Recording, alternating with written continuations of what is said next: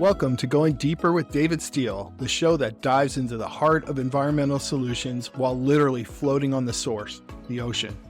In just a few short minutes, we'll meet with the entrepreneurs and game changers that are making a difference in people's lives through the products and services they provide. Get ready to unplug from the matrix of mediocrity and plug into nature as we discuss the solutions to many of today's biggest challenges. It's time to go deeper. Good morning, everybody. I love saying good morning because it's always morning somewhere, you know? And here in San Diego today, it's a little after 8 in the morning, and I am out here with a dear friend, Mike Koenigs, and just super stoked to do this interview. And this podcast will be a little different than the ones before. Mike is incredible, and I could spend the 20 minutes just talking about his accolades. But when I was thinking about it today, I was thinking what Mike represents to me is a facilitator of change. He represents somebody that is able to help people achieve their highest and their best. And he's been doing it for many years. He's an effing hero. He overcame cancer. He's a best-selling author of I don't know how many books now. 19 books. That's incredible. And we're moving into a time where we need great solutions for change in so many areas. And one of my main areas is the environment. And we need people like Mike that know how to take somebody's great idea and help them to not only just make it better, but help them to acquire the kinds of customers and people that they need to really grow and to grow their business. And probably more than anybody I've ever met, he's helped more people to achieve success throughout his career. So I'm going to include a bio and information about Mike. And the other thing is he's gotten very, very involved in AI, artificial intelligence, and not just involved, but teaching people how to get involved in it, how to do it, and how companies could be enhanced with AI. And so just stoked to be out here with my friend Mike. Yeah. Thanks, man. Good morning. Good to be here. The water is breathtaking and perfect. We don't get that many warm water days in San Diego. And on the way out, I fell off the board, lost my sunglasses, and we're seeing tons of leopard sharks that are out right now, which are such beautiful critters. I just love the life out here, seeing lobsters and sharks, and it's beautiful. Yeah, I'm gonna get some footage on the way in when I jump in the water with the leopard sharks, but we saw, a dozen of them or more, and they're anywhere from, 3 feet to 5 feet, and just beautiful, and they're harmless. So if you're watching we're not talking about tiger sharks, shark-infested or great white sharks or mako sharks. These are peaceful, passive leopard sharks, and they're absolutely beautiful. Mike, yes. Oh my gosh, I've been looking forward to this conversation, and one of the things that I know about you is that the way that you present yourself and information just makes it easy for people to understand at whatever level they're at, whether they're an expert in their field or they're just thinking about something. So, tell me about your latest venture with the AI Accelerator and what you're up to there. Yeah, well, there's a little backstory, and that'll make it more sense. Good friend of mine, Brad Costanzo, texted me one day the moment ChatGPT was released. He says, "You got to check this thing out." And I had heard about it. I had used a couple AI apps, and I'm a coder, and I started writing code when I was 14 years old. So I got a strong backstory, and I used to write video games. Always interested in AI, even going back to the 70s, believe it or not, when it was more or less invented. And so I dug in, and I did a podcast with Dan Sullivan. I do a podcast with him called Capability Amplifier, and I demonstrated some AI stuff. And he's 80 years old. Dan Sullivan's one of my heroes. I've read everything he's ever done. Yes. Oh my God, he's one of my greatest mentors. Good friend. I'm going to be with him this coming week. And one day, Peter Diamandis from Asprey and Abundance 360 called him up and said, "Hey, Another one of my heroes. Yeah, he's incredible. He said, hey, I need someone who can teach generative AI at my next Abundance 360 event. And Dan said, call Mike. He just showed me some stuff yesterday. He'd be awesome. So Peter called me up and said, hey, would you consider training my patrons? Now, these are his highest value founder entrepreneurs. They're running $100 million, billion-dollar companies. Wow. And there's going to be close to 100 of them in a room. And I'm like, no, hell no. No, I said, of course, yes. And you're just starting. Basically, yeah. But there's an old saying, in the land of the blind, the one-eyed man is king. But I had figured out, I had already put together a really good presentation to some of the stuff I learned. It turned out I was going to LA the next day. Peter said, come by, meet my team, talk to my team. And I've done stuff with Peter for a dozen years or so. And I was meeting Dave Asprey also from Bulletproof. And so I had 2 meetings in one day. The next day, go over to Peter, and I showed him my demo. He said, you could teach my people tomorrow with what you got here. I'm like, awesome. So I got really busy, put together killer stuff. There's nothing better than a deadline and putting your reputation at stake. 100%. Right? And then shortly after I made that presentation, it went great. It was a pre-offer, so it was before anything else happened. So I had the freshest audience, a lot of influencers in the room. And then I'd done stuff with Tony Robbins years ago, and Tony had reached out asking for if I was doing something with AI, if I could speak for his folks. And I said, yes, of course. And then I said, by the way, Peter and him have a big relationship. They're doing Fountain Life together, a longevity thing. And I said, Peter, why don't you just drop a good word and tell Tony what had happened. And of course, Tony was even more enthusiastic. I got more time. So I went to his house like a month and a half later and taught it. So that was sort of the foundation. It was a demand-based, what's practical, tactical, no intention of building a product at first, but that suddenly went to creating this training program. We call it AI Accelerator. I wrote a book called AI Accelerator.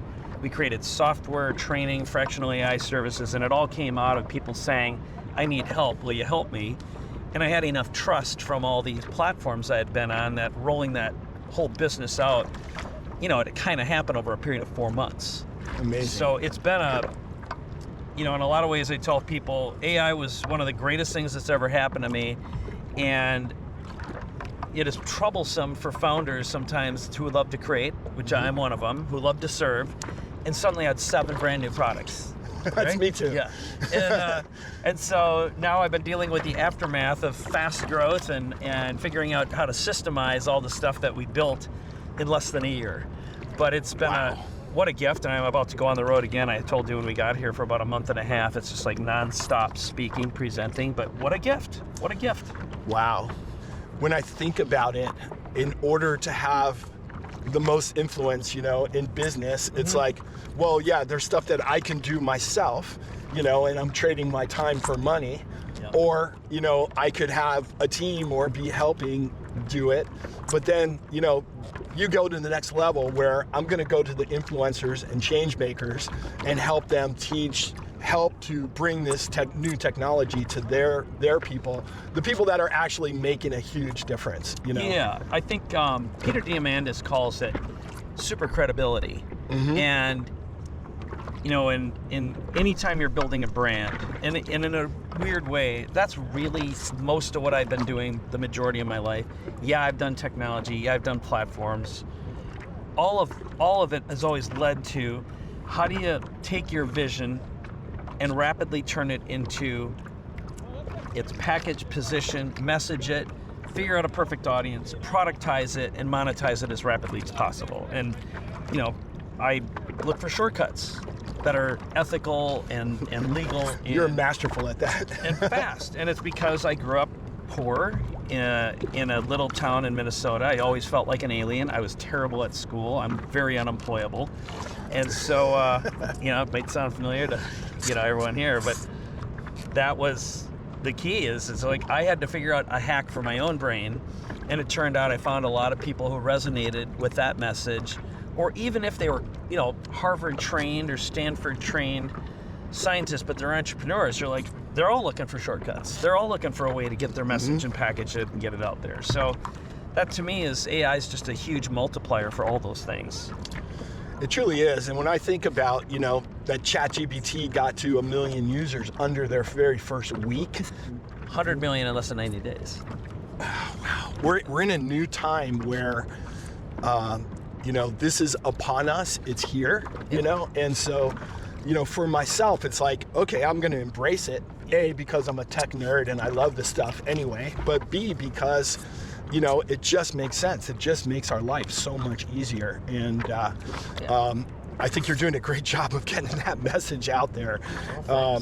And I think, one of the things that our audience wants to, what I think is also a good message, in my family, like a lot of families, we were deeply touched by cancer with several members.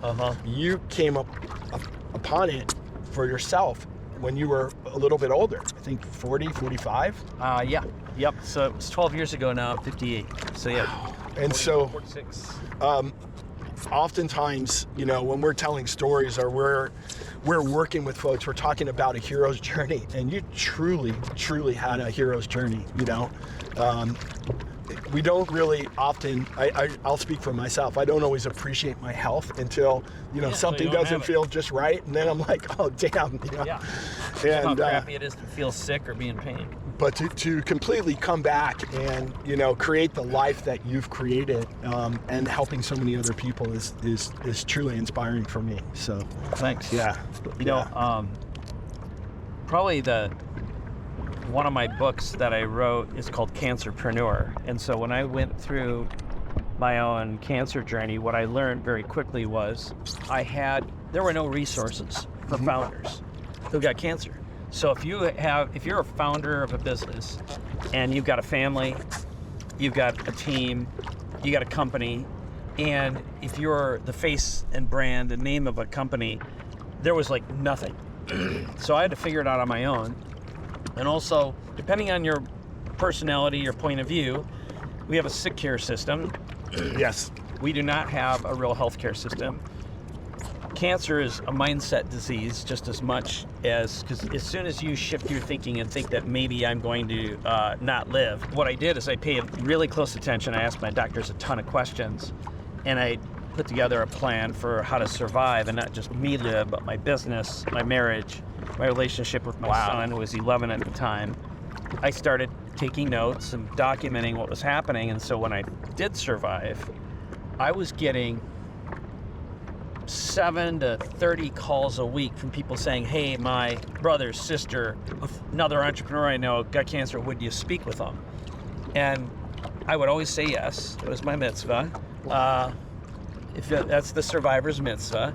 But pretty soon I was spending 20 hours a week on the phone helping people, and I had to find a better way. So that turned into a book, and I wrote it in a week because I had so many people around me. One of my very best friends, Pam Hendrickson, who was the woman who introduced me to Tony in the first place, Tony Robbins.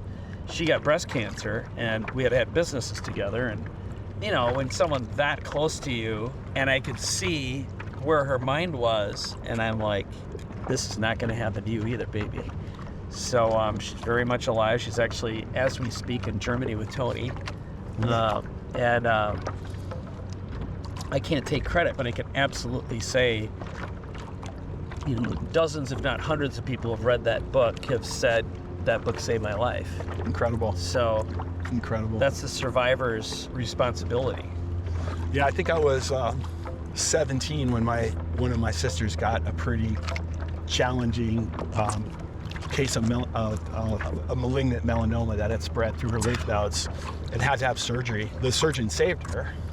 But at that time, that doctor and several others and nurses, we created a camp for kids with cancer. And you would take them up to Julian, 100 kids. Oh, wow. Many of them have never been away from their parents. You can imagine, And I'm a bit older, so back then, childhood cancer was a death sentence. It's not anymore.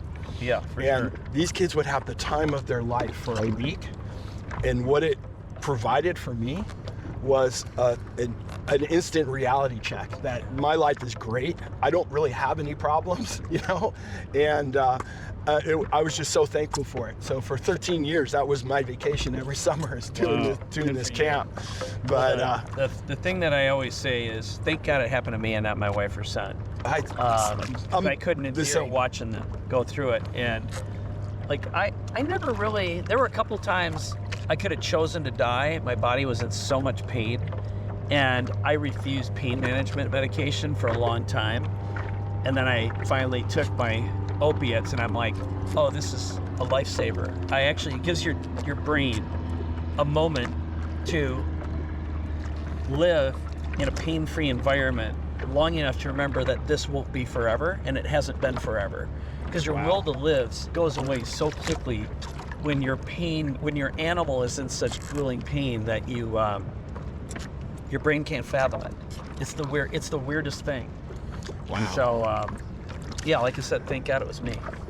Thank God it was you, and thank God that you did what you did and helped so many other people with it, you know? It's interesting because I was like looking for, you know, who is Mike to me when I was driving down here, you know? Because I kind of do these off the cuff, and I'm like, Mike's a facilitator of change. You know, you're someone that figures the best way or the shortcut way to do something better, and then helps other people to achieve that, you know? And yeah, thank you. Tell me a few things you're excited about that are coming up as far as events, or tell us about the AI Accelerator as well. Sure. Well, I'll do the events because they're kind of tied in. So something that happened recently, and I was actually talking to Richard Rossi. He's a great friend of mine who's into longevity like crazy. He just came back from being treated with some really advanced, life-changing stem cells in Argentina that are, believe it or not, regenerating his kidneys.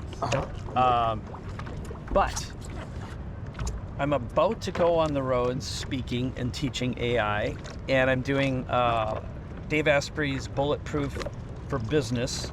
This is teaching how he's generated, around $1 billion in revenue for his various companies, and how you can do it too. And then I'm teaching at JJ Virgin's Mindshare, which is for health providers. And what I was really excited about, the reason I brought up Richard Rossi, is I spoke to 7,000 kids in an auditorium. I'll give you some B-roll so you can pop it in. A while ago about AI, teaching them AI, and one of the biggest things they were concerned about is using AI cheating. And I was like, wow, that's an interesting concern. So really the message I go out and tell people is AI is a multiplier. It's an opportunity to become 10 times or 100 times smarter and more effective and efficient than you already are. And I believe entrepreneurship is an international language of peace and prosperity. So I always come back and say, how can you build profitable businesses faster? Can you say that one more time? Entrepreneurship is an international language of peace and prosperity. Love that. So in other words, if you took a political situation, let's say an Arabic country fighting against a Jewish country, well, I'll tell you what, when there's abundance, there's nothing to fight about, okay? And if I help you feed your family and give you dignity and a job and purpose, we have nothing to fight about. And you can have a fundamentalist Orthodox Jew doing business with a fundamentalist Muslim, and if you're treated with dignity, respect, and you get a good deal, there's a friendship there. Especially if I'm helping you earn, I'm helping you create sustenance. And I think of that as you want to create world peace, create entrepreneurs. Yep. Period. End of story. And get rid of fundamentalist religions of all sorts. But, that's another topic altogether. There's a disease that exists in the human's brain. Oh my God. But back to AI. I do think that, what my mission is I put together these speeches that are designed to inspire and motivate and create a sense of I can do that too and do something right now. So they're workshopy, they're super interactive. And then that, of course, evolved into a product. And the AI Accelerator product is designed for business owner founders. I always start with who are the decision makers, who are the visionaries who make stuff happen the fastest, because you can get the rest of the world to move when you're doing that. And we primarily focus on training them, and we tell people bring your employees in, but we've been doing this training for over a year now, and God, we've learned so much. And teaching helps you comprehend, makes you a better speaker. And the gift of teaching, the gift of speaking is you walk away wiser every time. I did the first and second lesson, and as I was doing the second lesson, I'm like, oh my God, this is worth the price of admission right here. Like already I've gotten that much out of it. It was so good because what you were doing, my perception is it wasn't fluff, and it wasn't like, here's AI and here's what's coming and you need to be aware of this. It was like, here's actually what we're doing. Here's how to cut your time in a quarter doing research. Here's how to do this part of business. It's pretty incredible. It's a new mindset. It was it's completely practical based, and having probably taught LinkedIn 500 times, I learned so much from the style that your course was written in, and the people that you had involved. It was just on point. I mean, there was like zero fluff. It was like, this is all the goods, and I'm like going, whatever the cost was, it was already worth it by the second 1 out of 12. So I was just like, damn. I'll have to get you into the next cohort that's coming up. We just met. Day before yesterday, my whole team came over. We had steaks on the grill, and we planned out basically the next year. And I am so excited about what's coming next, because we're gonna take it up another notch and another level. And when you're in nature, stuff happens, right? Yeah. Like 10 meters from us is a giant school of anchovies and/or sardines, which are formed in a bait ball, right? And what a bait ball is it's their protection. And so by getting together in groups of 10,000 or more, you're less likely to be singled out. And there's a seal that's popping up through the bait ball from time to time. I don't know. Here, I'll turn this one. I don't know that you'll be able to see it, but you can see the texture. You can see the texture of the water where those kayakers are going through. Yeah. And the kayakers will make them go underneath, but they'll come back up in a few minutes. If we're lucky, we'll be on top of the bait ball soon. What I think about when I'm out here in the ocean, for me, it's like possibility living, because I've seen every kind of ocean mammal and critter and turtle and thing. So when I see things out here, when I'm paddling, I'm like, wow, today's the day I could see a blue whale or a gray whale. Today's the day I could see the turtles. You can see the. See if they can see it. You'll see them splash. There you go. You can see them splashing right there. Yeah. Kind of cool. Some's eating them. Probably some yellowtail come out here too. Tons of yellowtail. They do. Gobbling them up. Anyway. Run away! Okay.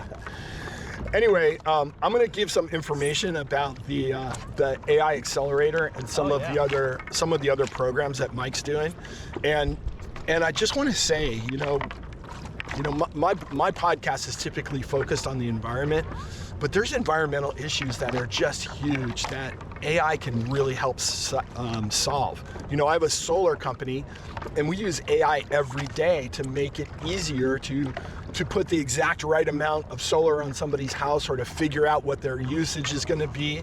But it's so much more than that. It's how can we help protect the planet for future generations? AI's here to stay, and becoming proficient at it, becoming great at it is such an awesome thing. And so I'm just super appreciative that Mike and I finally got to hang out, because we've been trying to make this happen now. We have like 100 mutual friends. I've known Brad forever, at least 15 years. Yeah. And I'm stoked to be out here. I'm stoked for what you're doing. That's a scuba diver. Oh, it is? Yeah. Oh, okay. The big bubbles are scuba divers. All right. Anyway, I could keep talking to this amazing man forever, but we're going to call it for now.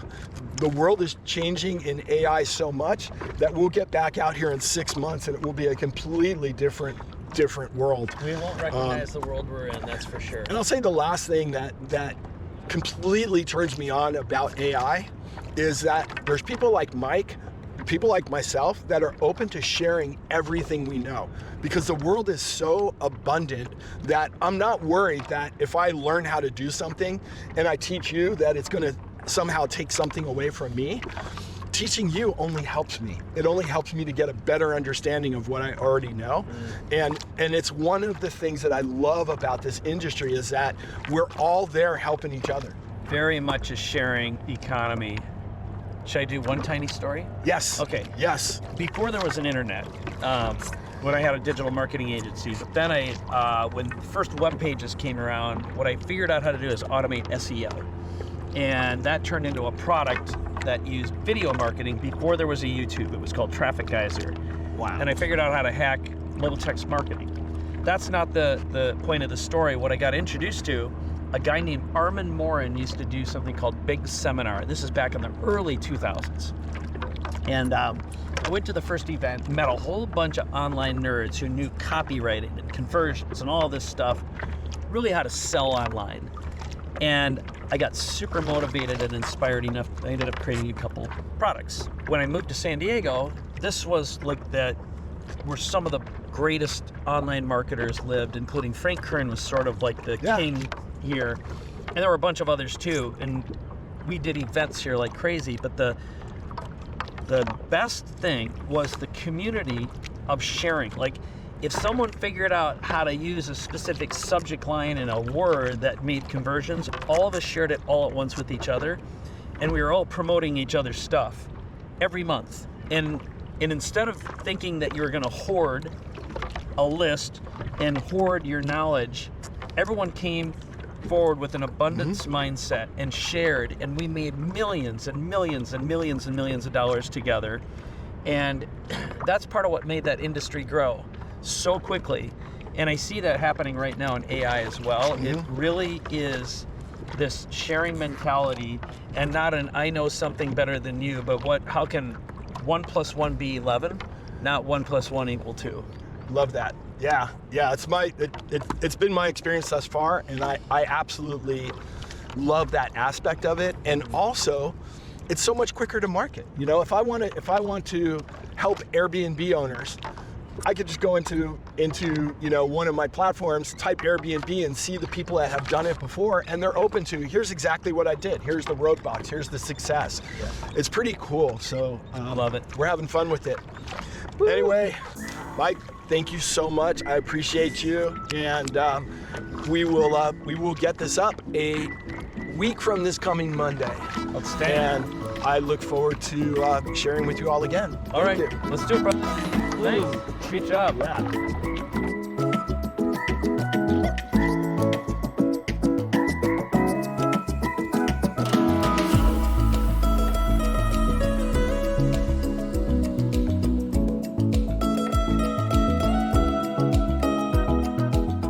Thanks for joining me on this episode of Going Deeper with David Steele. I hope you found inspiration and insight to fuel your passion for a better world. Remember, change starts with us, and together we can be the driving force for a brighter, more sustainable future. So until next week, keep your hearts open, your minds curious, and your actions aligned with the planet's well-being. Stay committed, stay conscious, and let's meet right back here next time for another deep dive into making a difference.